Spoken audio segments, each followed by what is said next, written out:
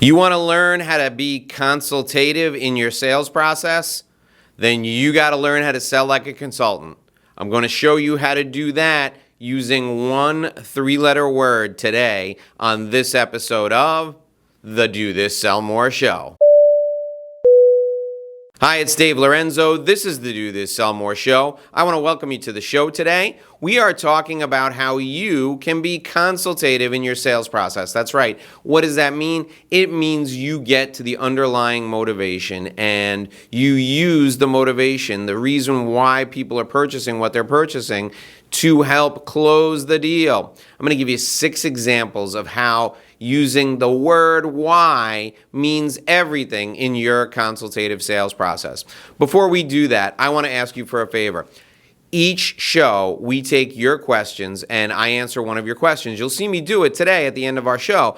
I need you to send me those questions here at the Do This Sell More Show. So what you need to do is send your questions to askdave@dlorenzo.com. askdave@dlorenzo.com. askdave@dlorenzo.com. Send me your questions. If you want to send them in writing, that's fine. My preference is make a video. Shoot me a video on your phone, a 1-minute video of you asking me the question. I may use your video on YouTube or on the C-Suite Network, or I may use the audio on my daily podcast. Your questions are the lifeblood of our show. Sometimes we decide which topics we're going to focus on because we've got so many questions on that specific topic.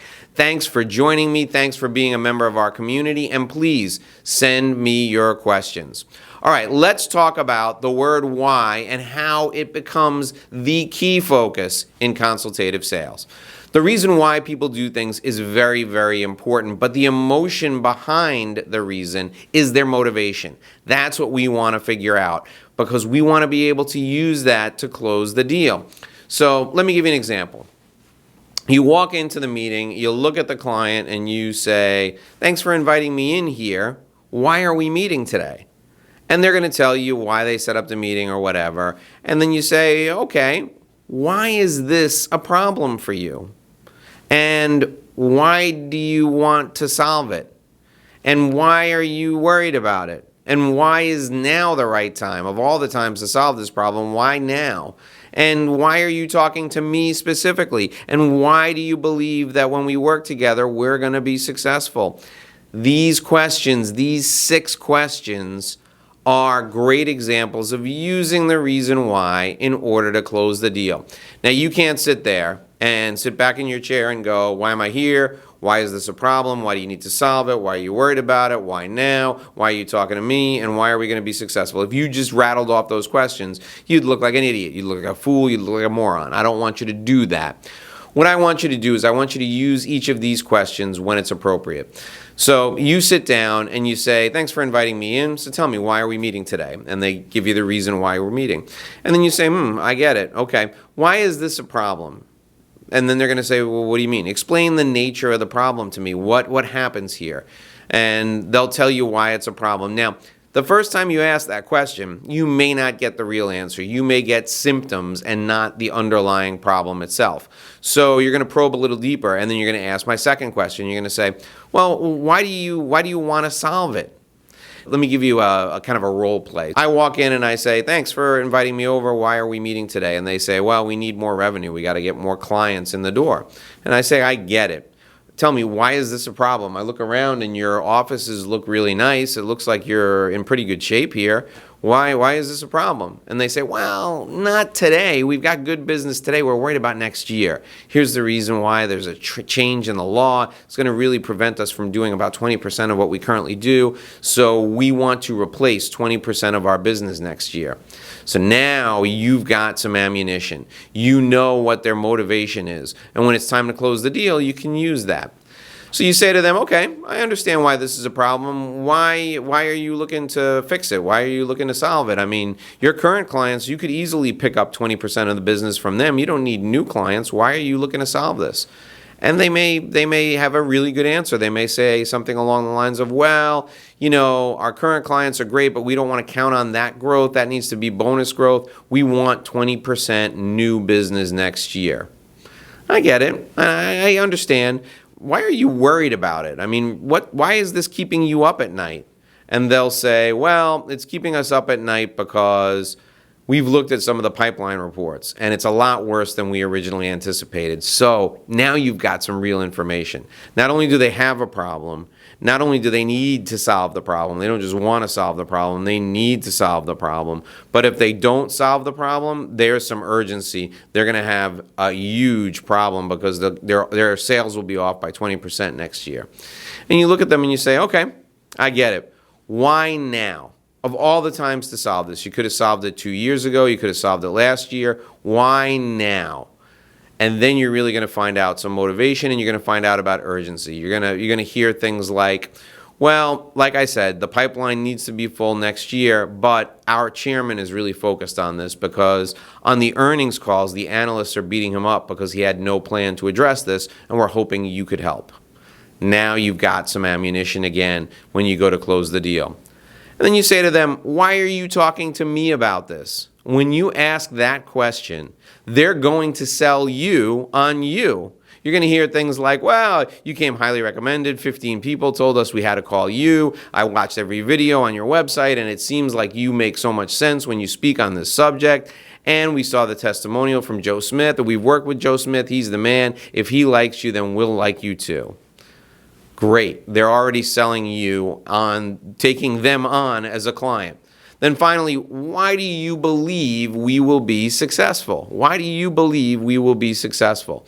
This is how you know that they're going to put resources behind your work together with them.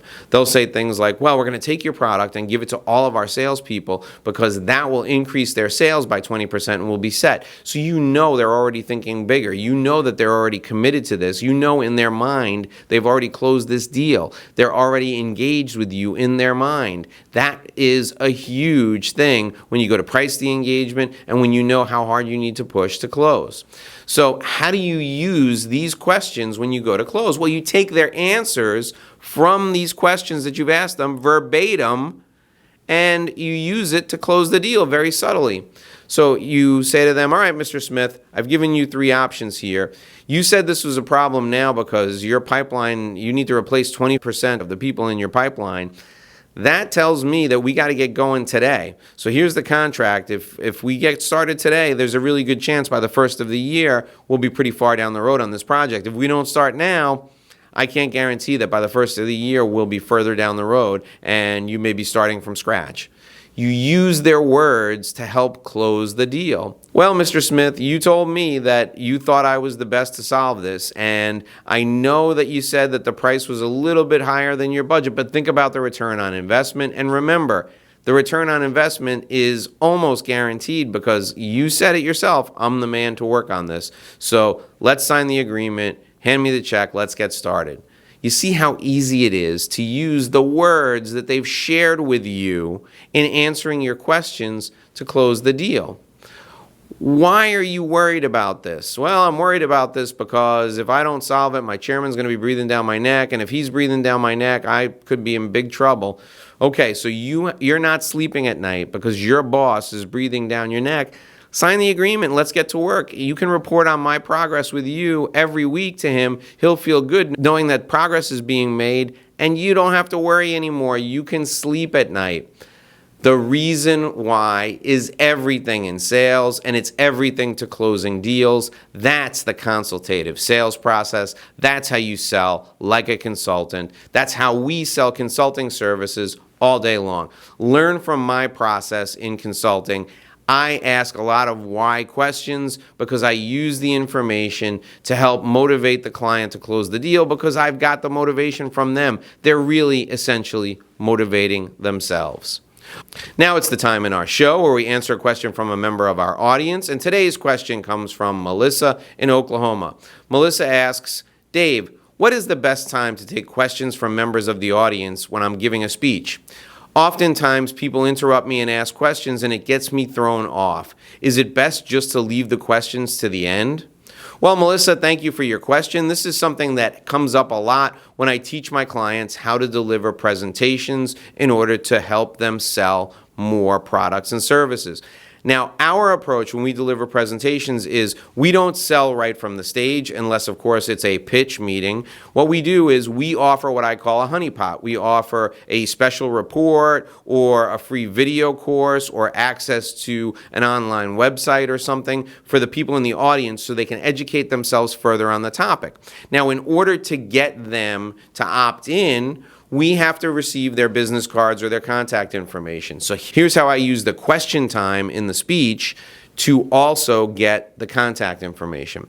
I deliver my speech, and at the beginning of my speech, I say, please hold all your questions. We're going to take them about midway through the talk. I will let you know when it's time to ask questions, and then I go into my talk. At about the three-quarter point, not the halfway point, I tell the audience the halfway point to set the expectation, but at the three-quarter mark, the 75% mark of my talk, I stop and I say, let's take a few questions now.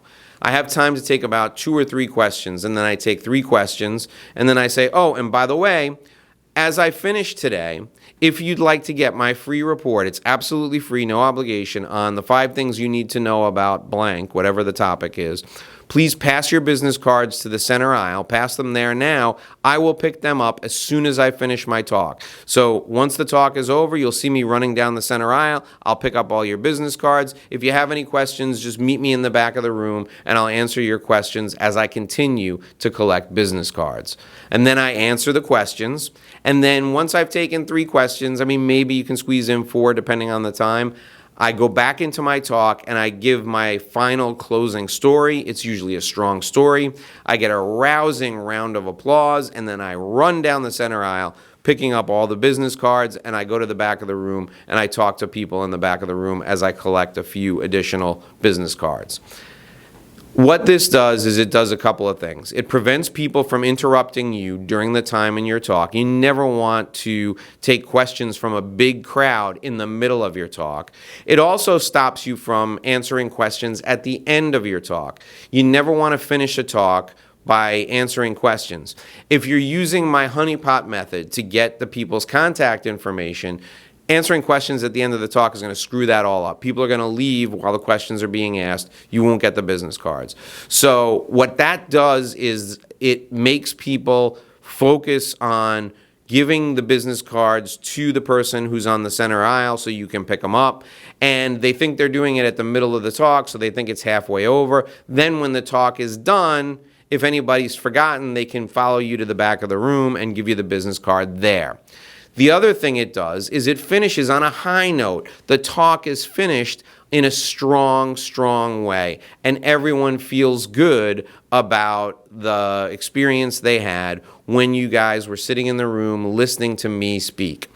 You never want to end your talk on questions because it really ends on a low energy level. You want to end on a high energy level. So tell your strongest, your best story at the end so everybody leaves happy, excited, and really feeling like they had a great experience. So Melissa, there's your answer to your question about when you should take questions in a speech. I also gave you a little brief tutorial on the honeypot method. If anybody else has any questions, if those of you watching have any questions, please email me at askdave@dlorenzo.com, askdave@dlorenzo.com, askdave@dlorenzo.com.